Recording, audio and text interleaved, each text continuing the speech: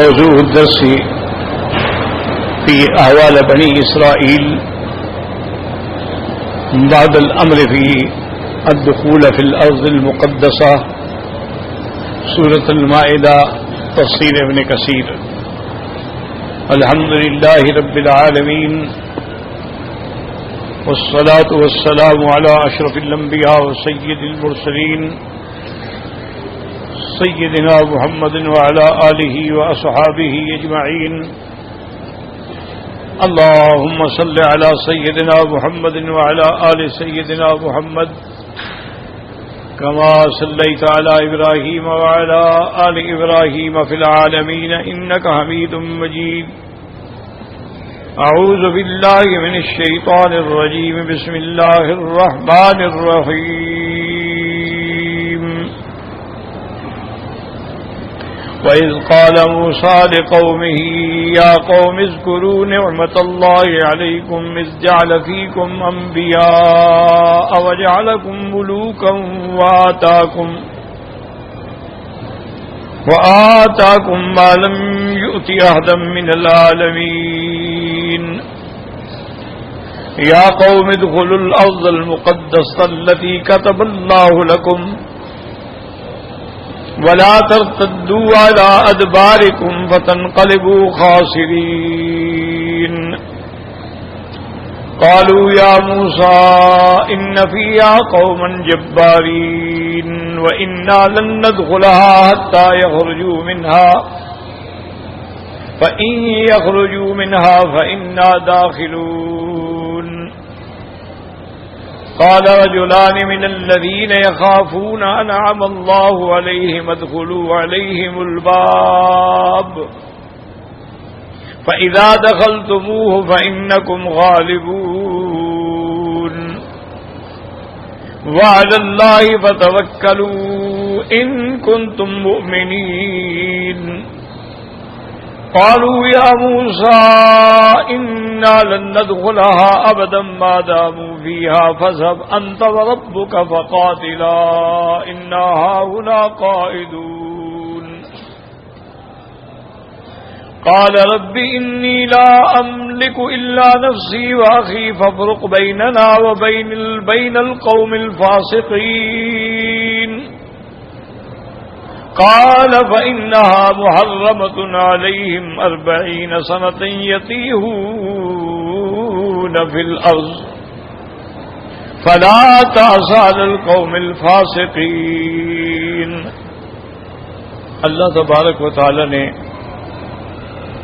قرآن مقدس کی ان آیات میں بنو اسرائیل کا وہ قصہ ذکر فرمایا ہے کہ جب حضرت موسیٰ علیہ السلام نے اللہ کے حکم سے ان سے کہا کہ اللہ کا حکم ہے اور کتب اللہ علیکم، اللہ نے لکھ دیا تم پہ کہ اس سرزمین مقدسہ میں داخل ہوں، انکار نہ کریں. اگر اعراض کرو گے اور الٹے پاؤں پیچھے ہٹو گے تو نتیجہ یہ ہوگا کہ تم تروٹے والوں میں، گھاٹے والوں میں پڑ جاؤ گے. قوم نے کہا کہ موسیٰ علیہ السلام ان فیہا قوما جبارین، کہ اس کے اندر ایک بڑی زبردست قوم ہے، طاقتور، جس کا ہم مقابلہ ہی نہیں کر سکتے.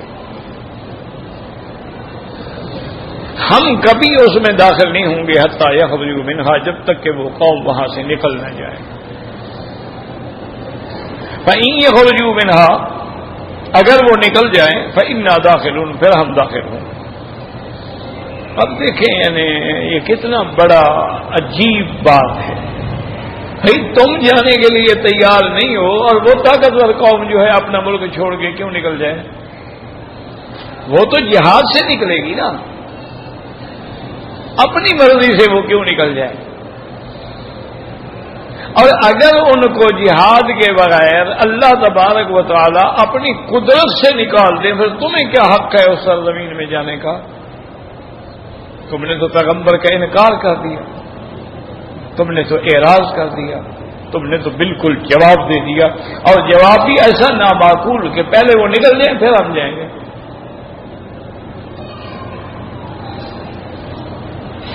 قال رجلان من الذين يخافون انعم الله عليهم دو بندے تھے ان میں جن پہ اللہ کا انعام تھا، بڑے عابد، بڑے زاہد، بڑے صالح، حضرت یوشع ابن نون اور کالب۔ انہوں نے آگے ان کو سمجھایا، اللہ کے بندو، اللہ کے پیغمبر کی بات کا انکار نہ کرو، اور موسیٰ علیہ السلام جو فرما رہے ہیں تو وہ اللہ کا حکم ہے، کتب اللہ علیکم۔ اور پھر جب اللہ کے پیغمبر نے فرمایا اور اللہ نے حکم دیا ہے تو اس کا مطلب یہی ہے کہ تمہارا کام تو صرف آگے بڑھنا ہے، تم تو صرف یعنی اس ارض المقدس کے دروازے میں یوں ہی داخل ہو گئے، ان پر اللہ اتنے روب ڈال دیں گے کہ وہ شکست کھا جائیں گے۔ فَإِذَا دَخَلْتُمُوهُمْ، جب تم اس میں داخل ہو جاؤ گے اللہ کے حکم سے، فَإِنَّكُمْ غَالِبُونَ، بس تم ہی غالب ہو۔ اور بالکل نہ ڈرو، وَعَلَى اللَّهِ فَتَوَكَّلُوا، اللہ پہ توکل کرو اگر تم ایمان والے ہو۔ اور پھر تم کتنے بڑے بڑے معجزات دیکھ چکے ہو کہ اللہ تبارک و تعالی نے موسیٰ علیہ السلام کو، جبکہ موسیٰ علیہ السلام اور اس کے بھائی صرف 2 فرد تھے اور مقابلے پہ 70,000 تو صرف جادوگر تھا،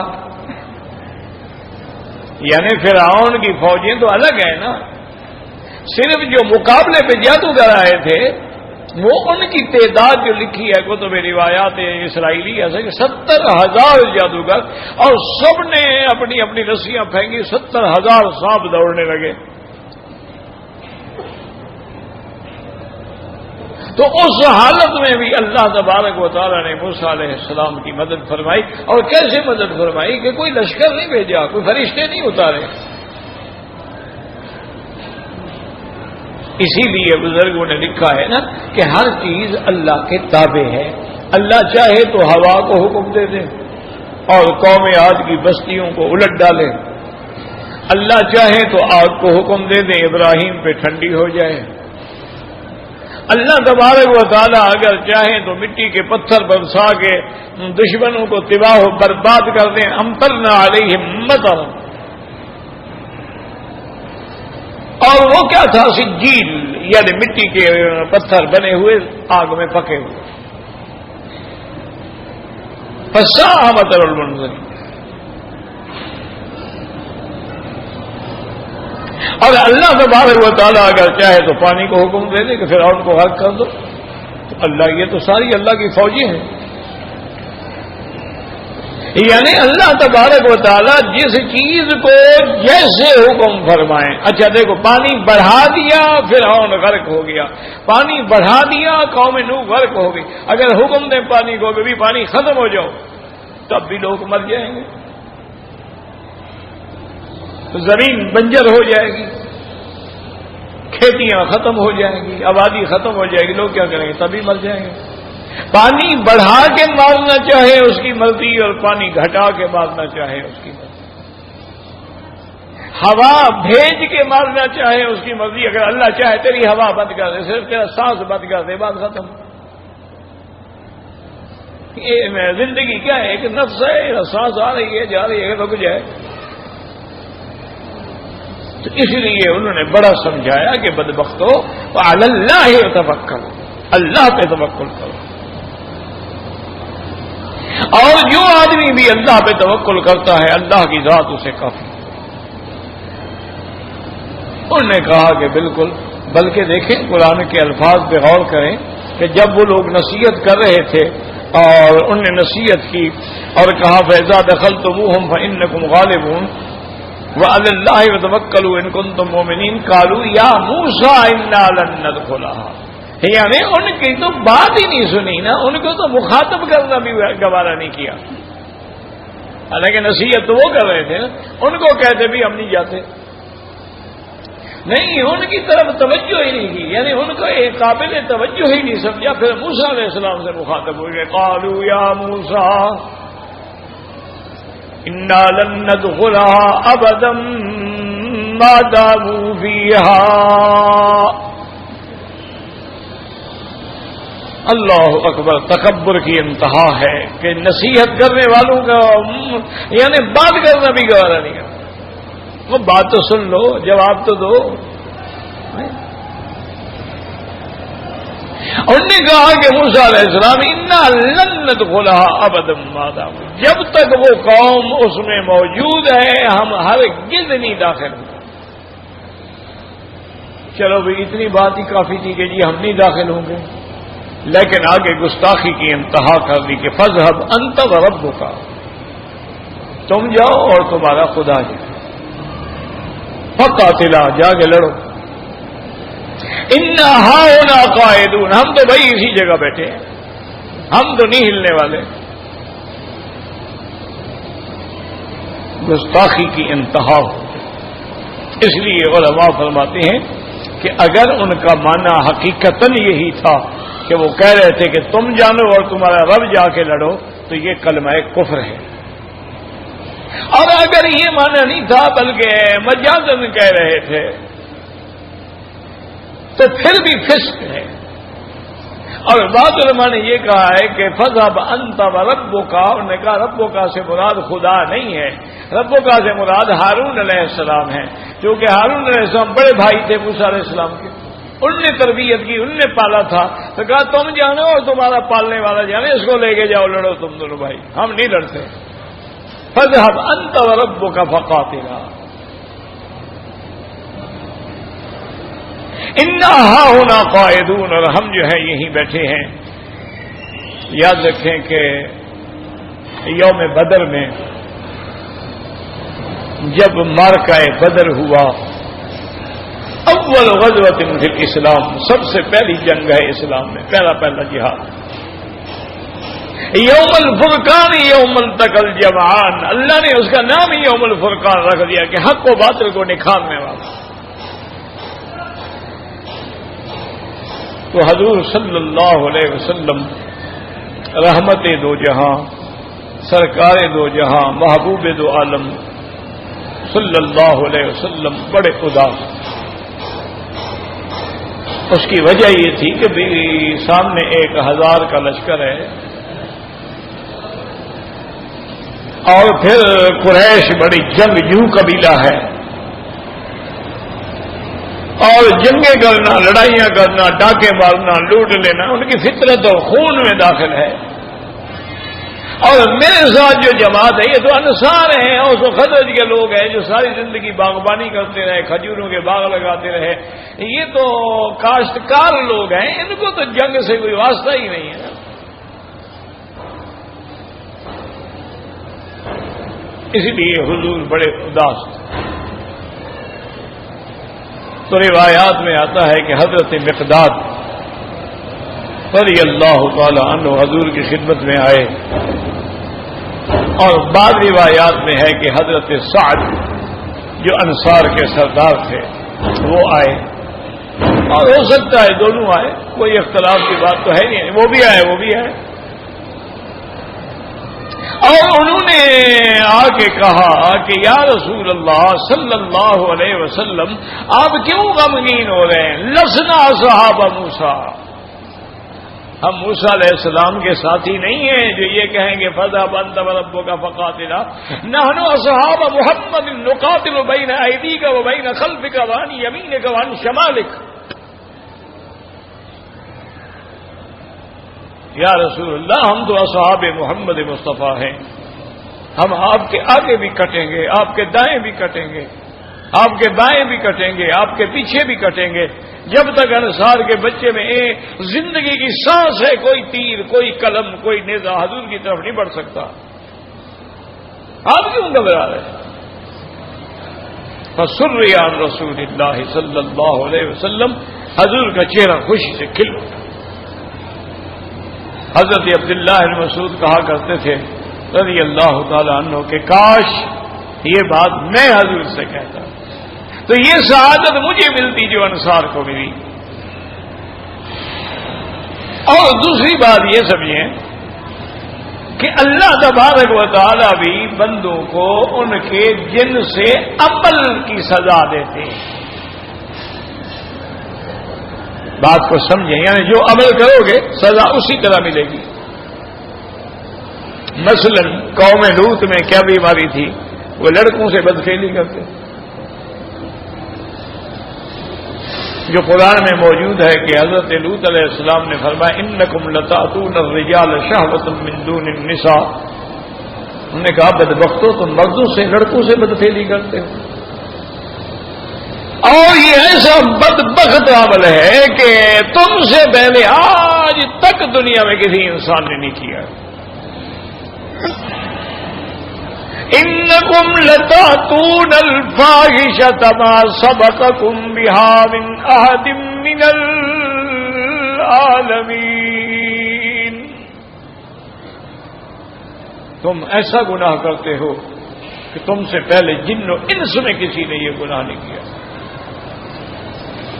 اور یاد رکھیں کہ یہ ایسی لعنت ہے کہ کتا کتے سے بھی ایسی غیر فطری فعل نہیں کرتا، جانور بھی نہیں کرتا، لیکن انسان جب اصغر سابلین میں گر جاتا ہے تو وہ حیوان سے بھی اخص ہو جاتا ہے۔ اور آج نعوذ باللہ ثم نعوذ باللہ ثم نعوذ باللہ امت محمد مصطفیٰ نے بھی اس بیماری کی انتہا کر دی ہے۔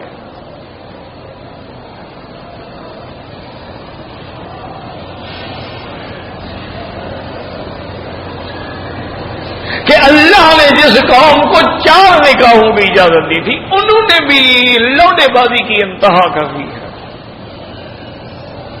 اب تو ایک اور وبا چل پڑی ہے نا کہ ایک تو ہے نا لڑکوں سے بدفعلی، اپنی بیوی سے بدفعلی کرتے ہیں، غیر فطری فعل کرتے ہیں۔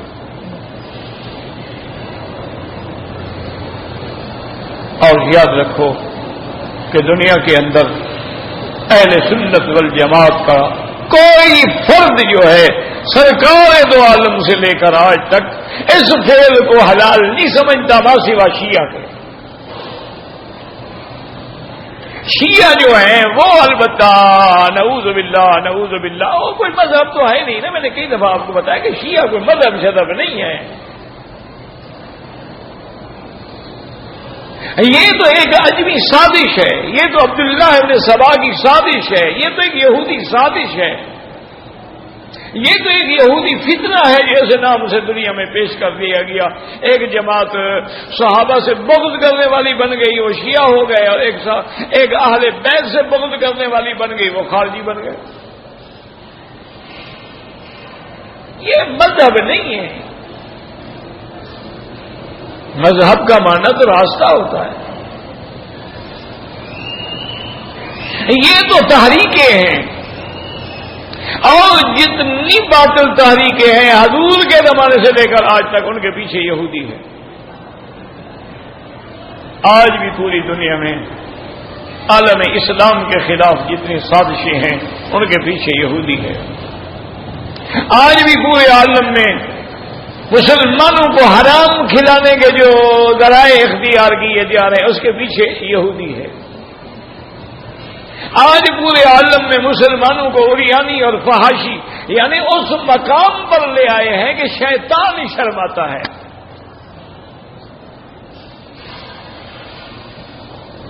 آج ہماری بیٹیاں ہماری لڑکیاں جس انداز میں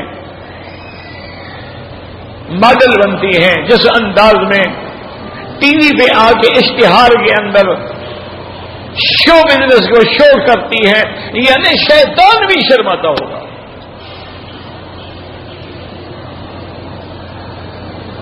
وہ ایک پرانے بزرگ تھے، مجذوب تھے، فقیر تھے۔ مجذوب کا معنی یہ نہیں ہوتا کہ وہ پاگل ہو، یہ ہمارے لوگوں کا دماغ خراب ہے، یہ سمجھتے ہیں جو کپڑے اتار دے اور گلے میں گھنٹے ونٹے ڈال کے بیٹھا رہے وہ بس مجذوب ہے جی، صحیح مجذوب ہے جی، نماز نہ پڑھے روزہ صحیح مجذوب ہے۔ یہ مجذوب نہیں ہوتا، یہ تو پاگل ہوتا ہے۔ یعنی جو عقل والا ہے وہ تمہارا ہے، جو پاگل ہے وہ خدا کا ہے۔ عجیب بات ہے۔ مجذوب کا معنی ہوتا ہے جذب۔ کیا معنی؟ کہ جس کا دل جو ہے اللہ نے اپنی طرف کھینچ لیا ہے، اب دوسری طرف نظر ہی نہیں جاتی۔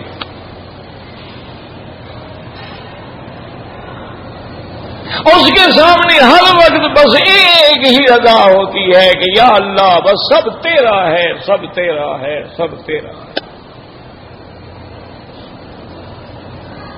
تو اگر رحم کرے تیری مرضی ہے، تو اگر ہم پہ عذاب ڈالے تیری مرضی ہے۔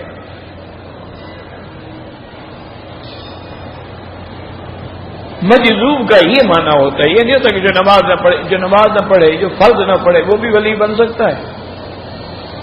اللہ کے بندوں کچھ عقل کیا کرو۔ جو آدمی روزانہ 3 مٹکے بھنگ پی جاتا ہو، شراب پی جاتا ہو، افیون کے 2 تولے کھا جاتا ہو، جو آدمی غیروں کی لڑکیوں سے پاؤں دبواتا ہو، غیروں کی لڑکیوں کو سامنے بٹھا کے ماشاءاللہ تقریریں کرتا ہو، وہ ولی ہوتا ہے؟ کس نے کہا ہے آپ کو؟ اللہ کے قرآن حدیث کو پڑھو۔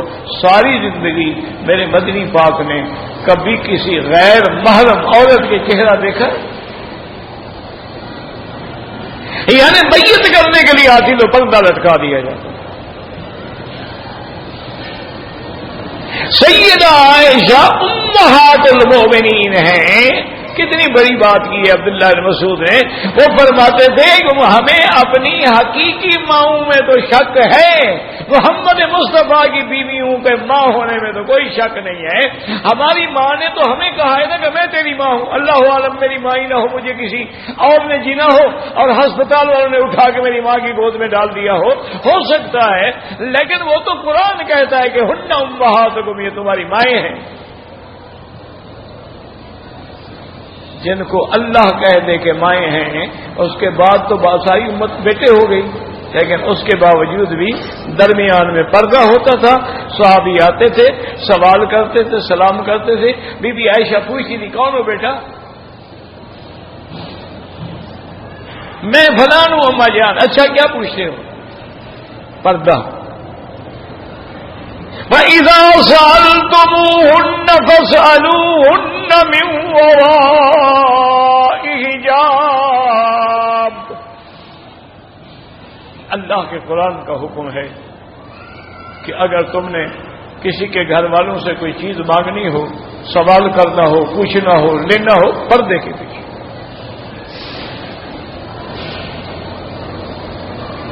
تو یہ کہاں کی ولایت ہے، یہ کہاں کی بزرگی ہے، یہ کہاں کا علم ہے، یہ کہاں کے شرف ہے کہ غیر محرم عورتیں سامنے بیٹھی ہوئی ہیں اور جناب پیر صاحب درس دے رہے ہیں؟ وہ عقل کی بات کرے یار، جو اپنے آپ کو درس نہ دے سکا وہ لوگوں کو کیا درس دے گا؟ یہ فتنے ہوتے ہیں۔ دیکھو نا عبداللہ بن سبا کے پیچھے کتنا شیعہ پیدا ہوئے، آج صدیاں گزر گئی، کروڑوں شیعہ موجود ہیں۔ حسن بن سبا کے پیچھے کتنے پیدا ہوئے، آج صدیاں بیت گئی، وہ فتنہ موجود ہے۔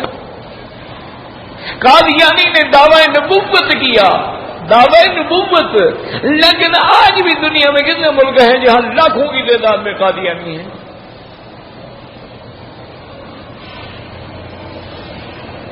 پرویز نے قرآن کا اقرار کیا، حدیث مصطفیٰ کا انکار کیا۔ پرویز کے ماننے والے بھی دیکھ لو کتنے ہیں۔ انہوں نے باقاعدہ کتابیں لکھی، ایک قرآن ایک اسلام۔ انہوں نے کہا یہ کیا بات ہے، اللہ نے ایک قرآن نازل کیا، تم 6 قرآن نکال کے آ گئے ہو جی، یہ سیاست ہے۔ اللہ کا قرآن ایک ہے یا 6 ہے؟ یہ چھوڑا کرو، ان باتوں پہ نہ جایا کرو کہ جی فلاں کے پیچھے جی اتنے لاکھ بندے، اتنے آدمی۔ اللہ کے بندے، ڈیانا مر گئی تو اس کے جنازے میں 30 لاکھ آدمی تھا، تو کیا ولی اللہ تھی وہ؟ کیا خیال ہے آپ کا؟ کہتے نہیں اسلام کی طرف مائل تھی، بھی چلو مائل تھی، قبول تو نہیں کیا نا، کوئی اعلان تو نہیں ہوا، چلو اگر ہو بھی جائے تو ایک غیر مرد کے ساتھ ہوٹلوں میں داد عیش دیتے ہوئے مر گئی۔ یعنی اندازہ کریں کہ سڑکیں تنگ آ گئی، سڑکیں تنگ آ گئی۔ میں وہ لائیو دیکھ رہا تھا، اچھا اس ملک کے پھول ختم ہو گئے، جو اس کے اوپر پھول ڈالنے تھے نا، انہوں نے اس کے جنازے پر اتنے پھول خریدے گئے کہ پورے بلٹن میں پھول ختم ہو گئے، دوسرے ملکوں سے ہوائی جہاز بھر بھر کے منگوائے گئے۔ ام کلثوم کون تھی؟ ایک گانے والی تھی، مر گئی، سارا مصر بند ہو گیا، سڑکوں پہ کھڑا، لاکھوں کی تعداد میں لوگ رو رہے ہیں، اور کئی لوگوں نے خودکشی کر لی۔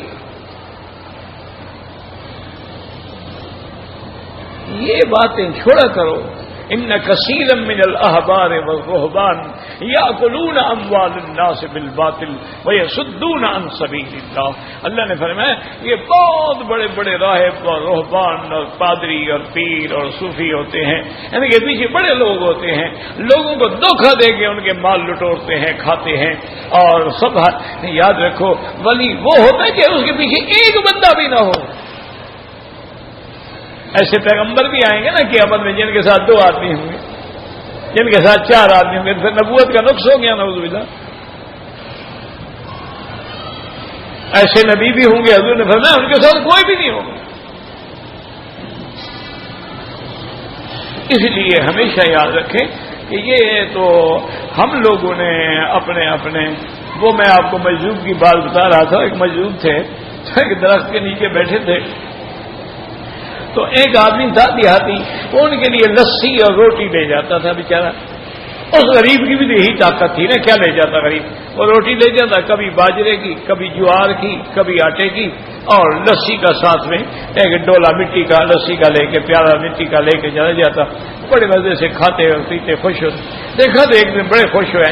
انہوں نے فرمایا کیا بات ہے؟ انہوں نے کہا میں اس لیے خوش ہو رہا ہوں، میں نے دیکھا شیطان جا رہا تھا. میں نے کہا کدھر جا رہے ہو؟ اس نے کہا اس ملک میں میں جا رہا ہوں، بس چھوڑ کے جا رہا ہوں. میں خوش ہو گیا، ابھی شیطان چھوڑ کے جا رہا ہے تو اچھا ہو جائے گا. انہوں نے کہا اس لیے جا رہا ہوں کہ یہاں جو لوگ ہیں وہ میرے بھی استاد بن گئے ہیں، لہذا میری ضرورت ہی نہیں رہی.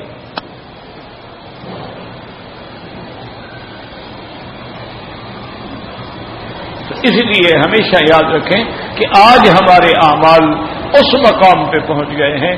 یہ تو یاد رکھو کہ حضرت عبد القادر جیلانی رحمۃ اللہ علیہ نے لکھا ہے کہ اللہ گناہ والوں سے بھی 4 رحمتیں فرماتے ہیں. اللہ دعا کرو اللہ ہم پر بھی رحمت کرو. یا اللہ ہم گناہ گار ہیں، بد کردار ہیں، ساری زندگی خطاؤں میں گزر گئی. میرے بزرگ تھے، اللہ ان کی قبر پہ کروڑوں حضرت خلیفہ صاحب رحمۃ اللہ میں نے زیارت نہیں کی. ادباً بزرگ ہے، وہ ہمیشہ کہتے تھے، سرائکی زبان تھی ان کی، سندھی اور سرائکی، تو ہمیشہ کہتے جو کہ تم خطا تھے، بس ان کی زبان پہ ہمیشہ جو کہ تم خطا تھے. اللہ اکبر اللہ. شدید تکلیف میں تھے.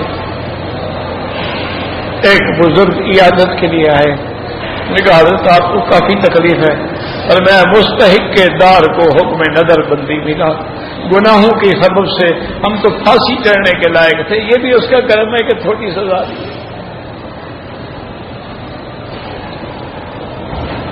اللہ اللہ کتنی بڑی بات کی اللہ والے نے. غور کرو گے تو سمجھ آئے گی. اگر ایک کان سے سنا دوسرے سے نکال دیا، ٹھیک ہے السلام علیکم فی امان اللہ، پھر کوئی فائدہ نہیں. انہوں نے فرمایا کہ گناہ گار پر بھی اللہ 4 رحمتیں تو فوراً کر رہے ہیں. تو طالب حیران ہو گئے. انہوں نے کہا حضرت کیا فرمایا؟ انہوں نے کہا پہلی رحمت تو یہ ہے کہ اللہ گناہ گار کو اس کے گناہ پہ فوراً نہیں پکڑ لیتے، مہلت دیتے ہیں تاکہ بندہ توبہ کر لے. اگر اللہ ہر گناہ پہ اپنے بندے کو پکڑ لیتے، ما ترک علی ظہر الارض من دابۃ ولکن یؤخرہم الی اجل مسمی. اللہ پاک اگر ہر گناہ پہ ہمیں پکڑتے تو زمین پہ کوئی چلنے والی چیز بھی نظر نہ آتی. یہ کتنی بڑی رحمت ہے کہ ہم گناہ کریں وہ مہلت دیں. کتنی بڑی.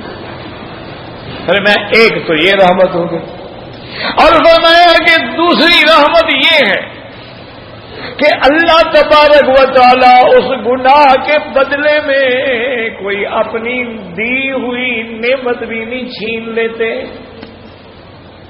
سمجھو بات کیا مانا کہ مثلا اگر ہم جھوٹ بولتے اللہ زبان بند کر دیتے، زبان نعمت تھی نا، جھوٹ نہیں بولنے میں زبان بند ہو جاتی. اگر ہم بری نظر سے کسی عورت کو دیکھتے اللہ ہمیں اندھا کر دیتے، اللہ اپنی نعمت واپس لے لیتے. میں تمہیں اسی لیے دی تھی کہ لوگوں کو عورتوں کو جا کے دیکھو اور وہ بھی طواف کرتے ہوئے دیکھو.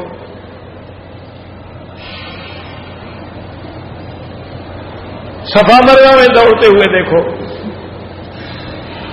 حج میں جب احرام میں ہو اس وقت چہرے پہ نظریں ڈالو. عمرہ پیکج لے کے جب آؤ تو غیر محرم کے ساتھ ایک کمرے میں بیٹھ کے اکٹھے کھانے کھاؤ اور گپے شپے لگاؤ. آئے عمرے پہ ہو تو فرمایا اللہ دوسری رحمت یہ کریں کہ اپنی نعمت فوراً نہیں چھین لی، اور فرمایا تیسری رحمت یہ کرتے ہیں کہ گناہ کے بعد بھی رزق بند نہیں کرتے. اگر اللہ روٹی بند کر دے، پانی بند کر دے، بھوکے مت جاؤ، دفع ہو، بس کیا گناہ کرو گے؟ کیا گناہ کرو گے؟ کہ جتنا بھی بڑا گناہ گار، اب دیکھا نا قوم موسیٰ علیہ السلام کو سامنے بیٹھ کے جواب دے رہی ہے، اللہ اسی وقت عذاب دے دیتے. کیا کر لیتے؟ یا اللہ ان کا رزق ہی بند کر دیتے؟ نہیں. تو فرمایا کہ دیکھو کہ اللہ تبارک و تعالی کہ آپ کسی اللہ والے کے سامنے آئے نا تو انہوں نے بڑی عجیب بات کی. انہوں نے فرمایا میرے بیٹے، میرے بھائی، میرے عزیز، گناہ وہاں کیا کرو جہاں کوئی نہ دیکھے. کیا مطلب؟ اب دیکھو نا جی، آدمی گناہ سے چھپتا ہے، ماں نہ دیکھے، باپ نہ دیکھے، بھائی نہ دیکھے، بیٹا نہ دیکھے، دوست نہ دیکھے، یار نہ دیکھیں، طالب نہ دیکھیں، شاگرد نہ دیکھیں، مرید نہ دیکھیں، ان سے چھپ گئے. اللہ فرماتے بے حیا مجھے تمہیں اپنے ان رشتہ داروں کے برابر بھی نہیں کرتا. ان سے چھپ رہے اور مجھ سے نہیں چھپ رہے. یعنی تمہیں یہ تو خیال ہے کہ باپ نہ دیکھے لیکن خدا دیکھتا ہے، دیکھ لیں. یہ تو تمہیں خیال ہے کہ میرا عیب شکل تم کو پتہ لگ گیا تو کل میرے پاس پڑھنے کون آئے گا؟ میرے مریدوں نے دیکھا تو میرے تو پیری ختم ہو گئی. ان سے ڈر رہے ہو، خدا کو تم پیر کے برابر بھی نہیں سمجھ رہے، چوکیدار کے برابر بھی نہیں سمجھ رہے، سپاہی کے برابر بھی نہیں سمجھ رہے،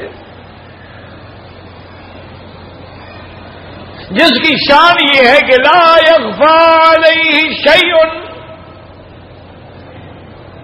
لا یخفی علیہ شیء فی الارض ولا فی السماء،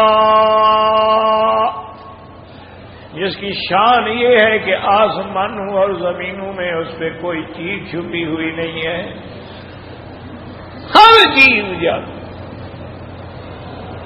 وہ ہے تو قصہ اسرائیلی، اللہ عالم کتنا سچا ہے کتنا جھوٹا ہے، ان کا اعتبار تو ہوتا نہیں نا.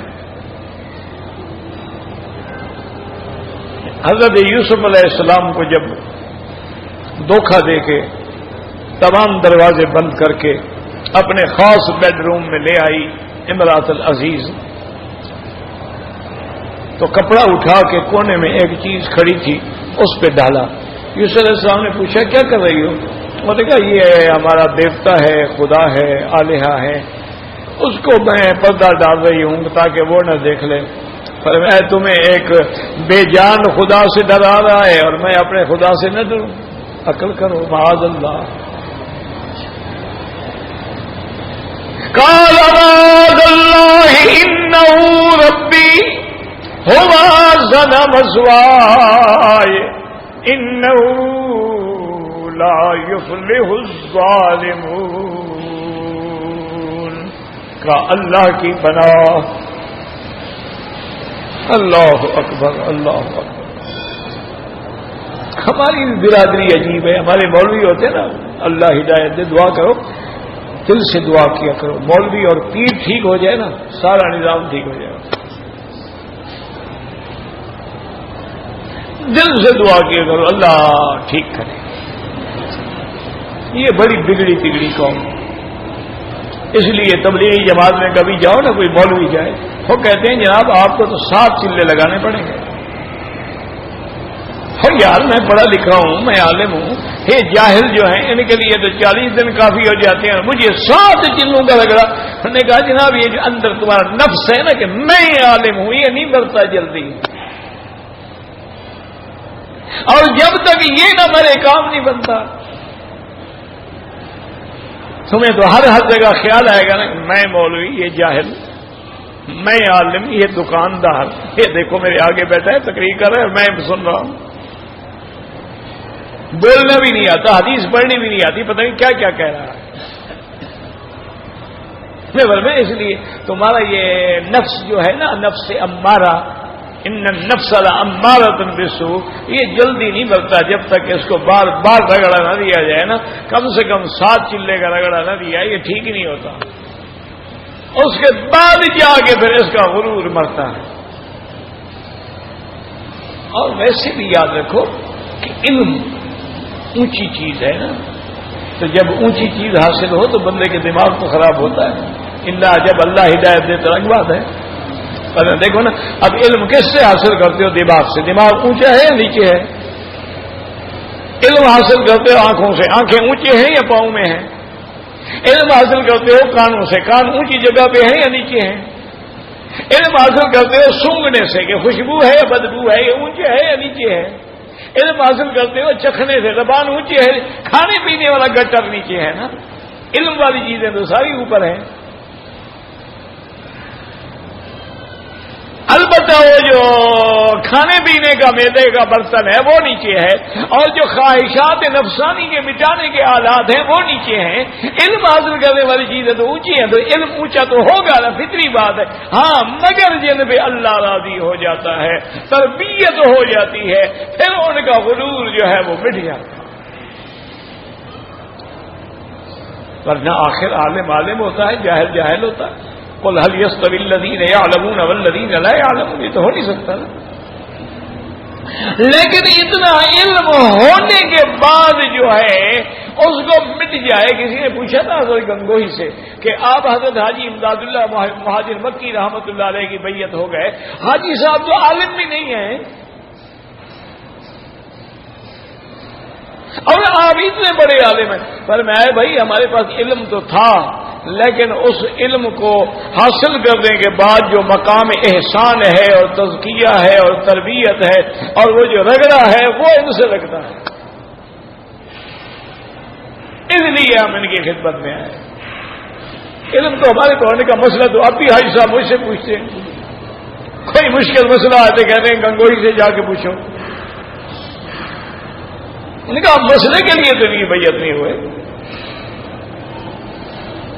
انہوں نے ایک بڑی عجیب مثال دی، انہوں نے کہا دیکھو نا اپنا آپ حلوائی کے دکان پہ کھڑے ہوں، آپ دیکھ کے بتائیں گے کہ جناب یہ لڈو ہے، یہ گلاب جامن ہے، یہ جلیبی ہے، یہ پتیسا ہے، یہ گلقند ہے، یہ گاجر کا حلوہ ہے، یہ کاجو کا حلوہ ہے، یہ سوہن حلوہ ہے، یہ سوجی کا حلوہ ہے، یہ تو بتاؤ گے، لیکن لذت نہیں بتا سکتے جب تک چکھ نہ لو۔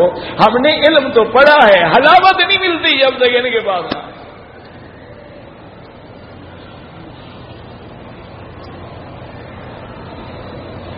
انہوں کا علم تو ہم نے پڑھا ہے، اس لیے مقام ہے آخری۔ اللہ نے فرمایا یتلو علیہم آیاتک ویعلمہم الکتاب والحکمت ویزکیہم۔ اسی لیے قرآن کہتا ہے میرا مدنی تیرے صحابہ کے ایمان کا میں گواہ ہوں۔ اللہ دعا کرو اللہ ہمیں صحابہ کی محبت دے، اللہ ہمیں اہل بیت کی محبت دے، اللہ ہمیں صحابہ کے متبعین میں سے، ان کے غلاموں میں سے اٹھائے۔ تیرے میرے ایمان کا تو کوئی پتہ ہی نہیں ہے نا، ہم تو لوگوں کے سامنے مولوی ہیں نا، گھر میں کیا کرتے ہیں؟ جو خلوت میں روندا کار دیگر میں کنند۔ کسی نے کہا تھا نا کہ ان مولویوں کے ظاہر کو دیکھا کرو، ان کے باطن کو نہ دیکھا کرو، تقریریں سنا کرو، ان سے دوستی نہ رکھا کرو، ورنہ ان کے عیب نظر آ گئے تو پھر ان کی تقریر کا بھی کوئی فائدہ نہیں ہوگا۔ بس دور دور سے تقریر سنو، فائدہ اٹھاؤ۔ یہ بھی غنیمت ہے کہ چلو ڈیکی کی بات تو کہہ رہے ہیں۔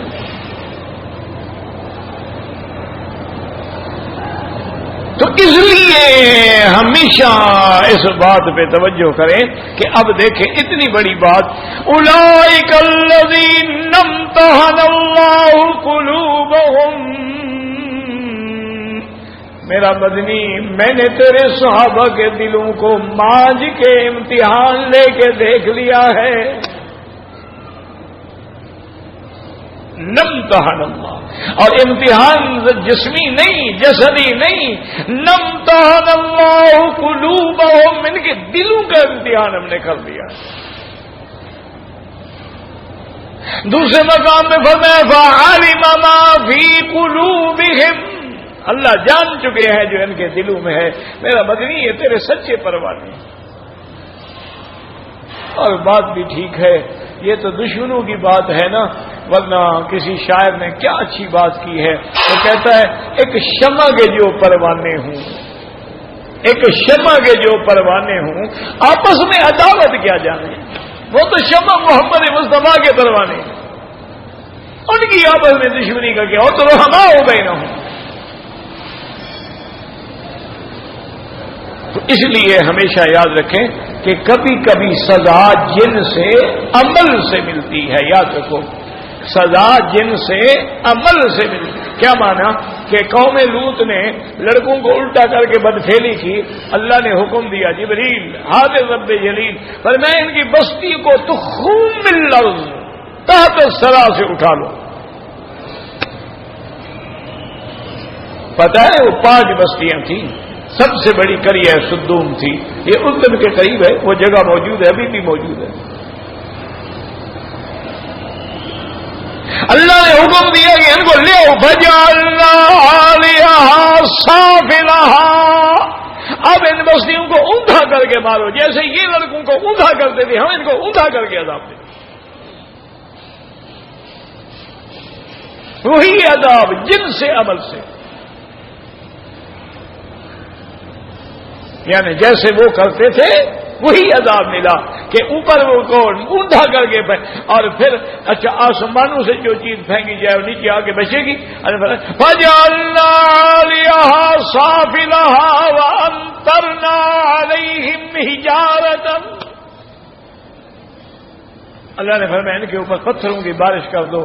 یاد رکھو آج بھی وہ جگہ موجود ہے اردن کے قریب، اس کو کہتے ہیں بحر المیت، یعنی وہ ایسا سمندر ہے، ایسی جھیل ہے، ایسا پانی ہے جس میں کوئی چیز زندہ نہیں رہ سکتی. وہ عذاب والی جگہ ہے، کیسے زندہ رہے؟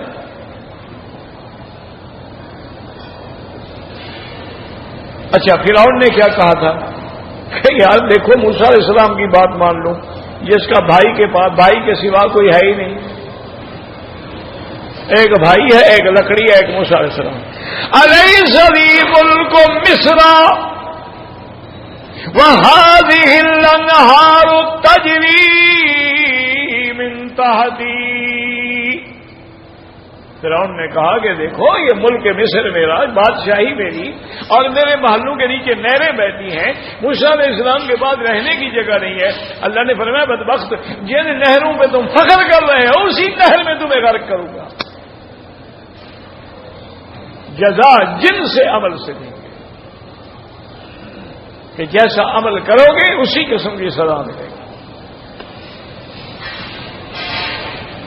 اسی لیے حضور نے فرمایا نا کہ میں نے دیکھا معراج والی رات کہ کچھ لوگ ہیں جن کے منہ میں لگا میں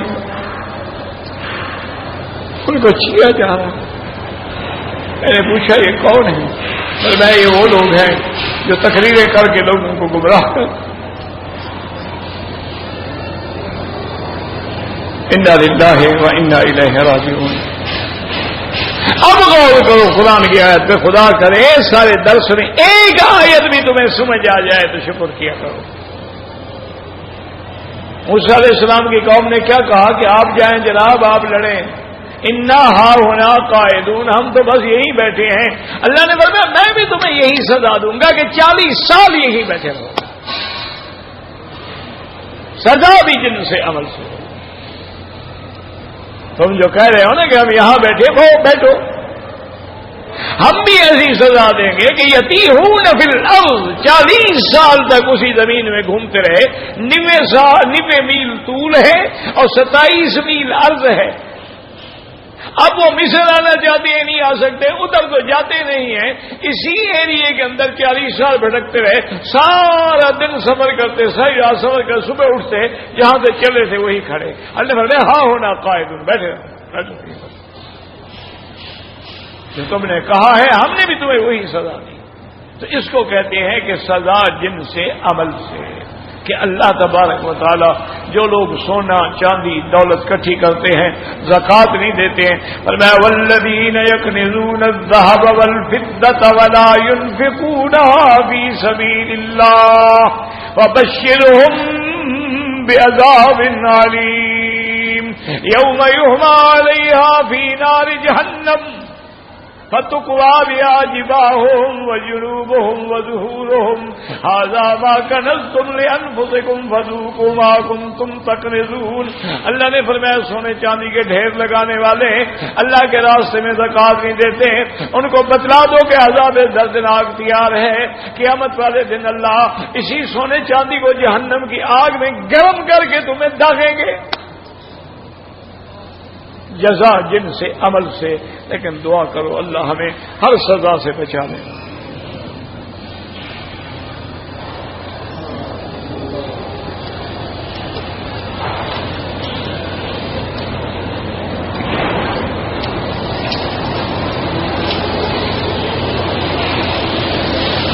کہتے جی خواب کیا ہے؟ خواب ہوتا ہے نیند میں دیکھنا, اور بعض خواب تو ایسے ہوتے ہیں, احلام ہوتے ہیں کہ جو دن میں ہم کرتے رہے, چلتے رہے, دیکھتے رہے, وہی رات کو نظر آ گیا. اور ایک خواب شیطانی ہوتے ہیں کہ سوئے اور شیطان نے ہمیں گندی شکلیں بنا کے کوئی عورت, کوئی یہ, کوئی گناہ, کوئی زنا, کوئی فحاشی اس میں ڈالا. یہ شیطانی خواب ہے. اور بعض رحمانی خواب ہوتے ہیں کہ جو آدمی رات کو پاک صاف بستر پہ سوئے, وضو کر کے سوئے, کپڑے بھی پاک ہوں, اور رات کے آخری حصے کے اندر اسے کوئی خواب نظر آئے, جیسے حضرت یوسف علیہ السلام نے خواب دیکھا, انی رأیت احد عشر کوکبا والشمس والقمر رأیتهم لی ساجدین. تو وہ خواب سچے بھی ہوتے ہیں. اور اس کے لیے حضور نے فرمایا ہے کہ جو خواب بھی دیکھو ہر بندے کو نہ بتایا کرو, کسی عالم کو جا کے بتایا کرو تاکہ اس کی تعبیر وہ صحیح دے. کیونکہ خواب ایسے ہوتا ہے کہ علی رجل طائر ما لم يعبر, گویا کہ جیسے کوئی دانہ پرندے کے پاؤں پہ رکھا, حرکت کیا دانہ گر جائے گا. اسی طرح اگر کسی نے غلط تعبیر دے دی تو پیش آ جاتی ہے. اس لیے کسی عالم سے تعبیر دے. اور چوتھی چیز حضور نے یہ بھی فرمائی ہے کہ سب سے بڑا جھوٹ یہ ہوتا ہے کہ جو خواب نہ دیکھے اور لوگوں کو کہے کہ میں نے خواب دیکھا ہے. یہ سب سے بڑا جھوٹ ہے. اور جو آپ نے لکھا ہے نا جی کہ خواب دیکھا کہ حضور پاک کے لیے ٹکٹ چاہیے اور حضور پاک تشریف لائیں گے اور فلاں, یہ تو اعظم الفریت, اللہ کے نزدیک سب سے بڑا جھوٹ ہے. اللہ کے نبی کو معراج کی رات میں اللہ نے جبریل بھیج کے براق بھیج دیا, تمہارے لیے ٹکٹ کی ضرورت ہے. یہ تو جھوٹ ہے. اور ایسے جھوٹ بولنے والے بھی نعوذ باللہ. بس دعا کرو, چونکہ وہ زندہ ہے, اللہ ہدایت, بس دعا ہے. کوئی ہماری دشمنی تو نہیں ہے نا. دعا کرو اللہ اس کو ہدایت دے, اس کو لوگوں کو بھٹکانے کے بجائے ہدایت کا کام لینا. ایک دفعہ قرآن پڑھا, ایک دفعہ شیطانی کام بھی ہو رہے ہیں. اللہ بچائے اور اللہ ہدایت. اسی لیے علی برادران محمد علی جوہر اور شوکت علی جوہر بھائی تھے نا, تو وہ کہا کرتے تھے کہ میرا بس چلے تو میں عطا اللہ شاہ بخاری کو تقریر کرنے سے روک دوں. لوگوں نے پوچھا کہ حضرت, انہوں نے کہا اتنا زبان میں جادو ہے, خدا نہ خواہ یہ بندہ کبھی بھٹک گیا تو کروڑوں لوگ برباد ہو جائیں گے. اس کی زبان میں اللہ نے جو جادو رکھا ہے, لیکن الحمدللہ وہ حق والے تھے, حق پہ رہے, حق پہ فوت ہوئے الحمدللہ. اور یہ جو جھوٹے خواب سناتے ہیں لوگوں کو, دعا کرو اللہ ان کو ہدایت کی دعا.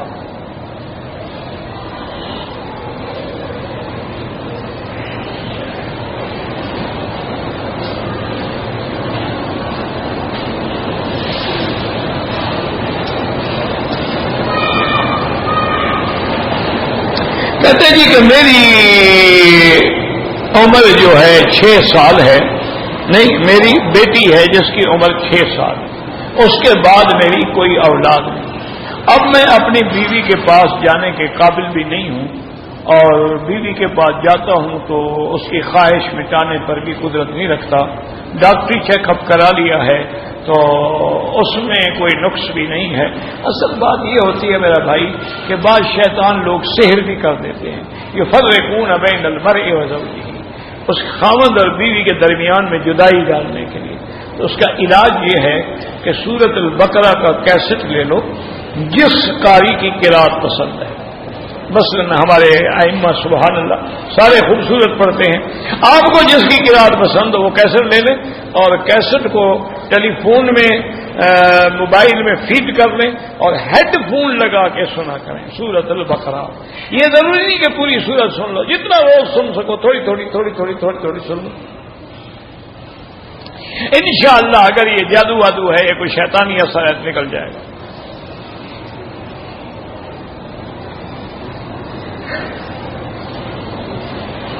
میں نے مدینہ منورہ میں عید کی، اس کے بعد جو ہے میں جدہ گیا، پھر میں نے ایک دن جدے میں گزارا اور ایک دن جدے میں گزارنے کے بعد پھر مکے آیا، کوئی دم نہیں، کیونکہ آپ نے مدینہ منورہ سے جدے کی نیت سے سفر کیا ہے، مکے کی نیت سے نہیں کیا۔ احرام تب ضروری ہوتا ہے جب نیت مکے کی ہو، چاہے جدے کے راستے سے آؤ طائف کے راستے، لیکن نیت یہ ہے کہ میں مکے جا رہا ہوں۔